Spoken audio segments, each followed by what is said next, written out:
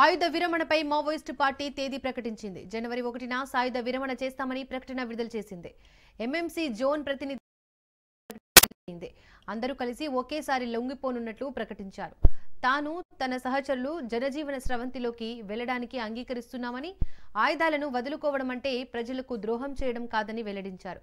ఇప్పుడు పోరాటానికి సరైన సమయం కాదని నక్సల్స్ ప్రతినిధి తెలిపారు.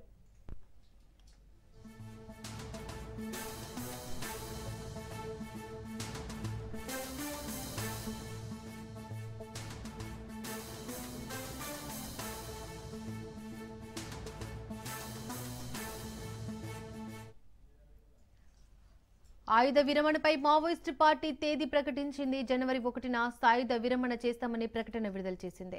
ఎంఎంసీ జోన్ ప్రతినిధి అనంత్ పేరుతో అందరూ కలిసి ఒకేసారి లొంగిపోనున్నట్లు ప్రకటించారు. తాను తన సహచరులు జనజీవన స్రవంతిలోకి వెళ్లడానికి అంగీకరిస్తున్నామని, ఆయుధాలను వదులుకోవడం అంటే ప్రజలకు ద్రోహం చేయడం కాదని వెల్లడించారు. ఇప్పుడు పోరాటానికి సరైన సమయం కాదని నక్సల్ ప్రతినిధి తెలిపారు.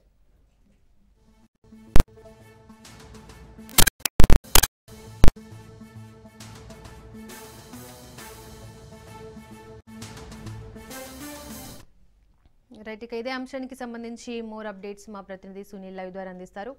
సునీల్, మావోయిస్ట్ పార్టీ నుంచి అయితే లేఖ విడుదల చేశారు. ఆయుధ విరమణకు జనవరి 1న చేస్తామని ప్రకటించారు. దీనికి సంబంధించి డీటెయిల్స్ ఏంటి? తుపాకీ గొట్టం ద్వారానే రాజ్యాధికారాన్ని మావోయిస్ట్ పార్టీ ఏదైతే అడవులకు వెళ్ళి తుపాకీ బాట పట్టిందో ఇప్పుడు అది కేవలం ఒక చరిత్రలో పుటంలాగే నిలిచిపోనుంది. ఇప్పటికే మనం చూసాం ఆపరేషన్ కగార్తో పార్టీ పూర్తిగా అంతమొందిస్తుంది. కేంద్ర బలగాలు ఇప్పటికే ఆపరేషన్ కగార్తో చాలా వరకు మావోయిస్ట్ అగ్రనేతల నుంచి కింది స్థాయి క్యాడర్ వరకు కూడా మొత్తం కూడా పూర్తిగా, ఇక మిగిలినటువంటి కొంతమంది మావోయిస్ట్ నేతలు కూడా ఇటీవల కాలంలో వరుసగా పార్టీ పూర్తిగా అంతం తుది దశకు చేరుకుందని చెప్పాలి. ఇప్పటికే అడవులను మొత్తం కూడా పూర్తిగా కేంద్ర బలగాలు జల్లెడ పట్టారు. ఇప్పటికే ఆసన్న కావచ్చు, మల్లోజులు కావచ్చు, చాలా మంది అగ్రనేతలు, కేంద్ర కమిటీ సభ్యులు సైతం మావోయిస్ట్ పార్టీ ఇంకా అడవుల బాట ఉంటే మిగిలినటువంటి వారు కూడా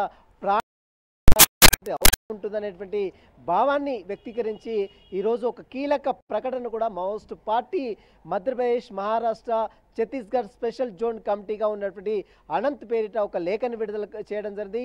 జనవరి 1వ తేదీన వదిలిపెడతాము, ఖచ్చితంగా జనజీవన స్రవంతులు కలుస్తోంది మావోయిస్ట్ పార్టీ అంటూ కూడా ఈరోజు మావోయిస్ట్ పార్టీ చేసింది. దీంతో చాలా వరకు కొంత విమర్శలు తలెత్తినప్పుడు కూడా ప్రస్తుతం ఉన్నటువంటి తరంలో తాము తుపాకీ గొట్టం ద్వారా ఎదురు కాల్పులు చేసి ఇంకా పోరాటం చేయబడుతుంది కాబట్టి ఖచ్చితంగా కేవలం తుపాకీని వదిలిపెట్టాము, తిరుగుబాటుగా ఏకీకరించాలి ప్రతి ఒక్కరు కూడా.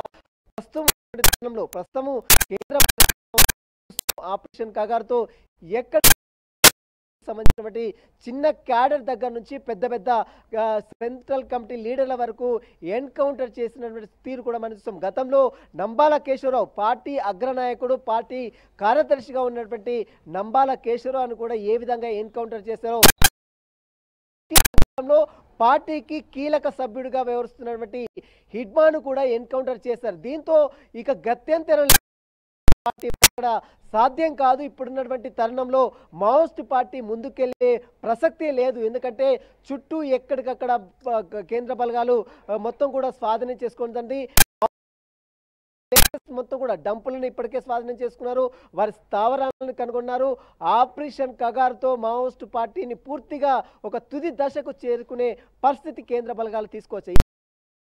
మావోయిస్ట్ పార్టీ అనేది ముందుకెళ్లాల్సినటువంటి అవసరం లేదని మావోయిస్ట్ పార్టీలో ఉన్నటువంటి కేంద్ర కమిటీ సభ్యులు కీలక నిర్ణయం తీసుకున్నారు. ఈ నేపథ్యంలోనే ఈరోజు మహారాష్ట్ర, మధ్యప్రదేశ్, ఛత్తీస్గఢ్ సంబంధించినటువంటి స్పెషల్ అనేటువంటి పేరుతో ఒక లేఖను కూడా విడుదల చేశారు. జనవరి 1వ తేదీన తాము స్వచ్ఛందంగా తమ యొక్క ఆయుధాలను వదిలిపెడతాము, జనజీవన స్రవంతిలో కలుస్తాం. ఇప్పటికే తమ కాల్పులను విరమణకు సంబంధించిన ఒక ప్రకటన గతంలో మావోయిస్ట్ పార్టీ సభ్యులు చేశారు. అయినప్పటికీ కూడా బలగాలు ఇంకా వారిపై కాల్పులు జరుపుతున్నాయి.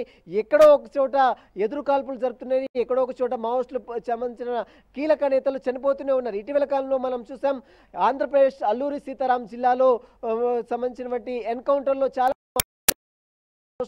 లొంగిపోయారు. ఇటీవల కాలంలోనే తెలంగాణ రాష్ట్ర డీజీపీ శివధర్ రెడ్డి ఎదుట కూడా దాదాపు ఆజాద్ వర్గం మొత్తం కూడా దాదాపు 37 మంది మావోయిస్టులు కూడా లొంగిపోయినటువంటి తీరు కూడా మనం చూస్తాం.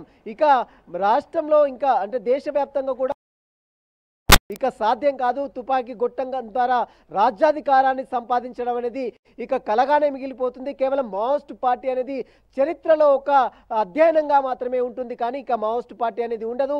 వారందరూ కూడా జనజీవన స్రవంతిలో కలవడానికి నిర్ణయించుకున్నారు. ఇప్పటికే చాలా మంది తెలంగాణ రాష్ట్రానికి చెందినటువంటి ఇంకా 5గురు కేంద్ర కమిటీ సభ్యులు ఉన్నారు. ఇంకా క్యాడర్లు మిగిలినటువంటి క్యాడర్లు దాదాపు 50 మంది ఉన్నారు. మొత్తం 65 మంది దాదాపు ఇంకా తెలంగాణ స్వచ్ఛందంగా లొంగిపోవాలని ఇప్పటికే రాష్ట్ర డీజీపీ శివధర్ రెడ్డి కూడా వారికి కూడా హామీ ఇవ్వడం జరిగింది. స్రవంతిలో కలిస్తే వారికి రావాల్సినటువంటి బెనిఫిట్స్ కావచ్చు వారన్నీ కూడా అందిస్తాం, ప్రభుత్వం వారికి అండదండలుగా ఆదుకుంటుందనేటువంటి అభిప్రాయాన్ని అటు అన్ని రాష్ట్రాల ప్రభుత్వాలు కూడా ప్రకటించిన నేపథ్యంలో ఇక గత్యంతరం లేక మావోయిస్టు పార్టీ మొత్తం కూడా పూర్తిగా ఇప్పటికే నిర్ణయం తీసుకుంది. ఈ నేపథ్యంలోనే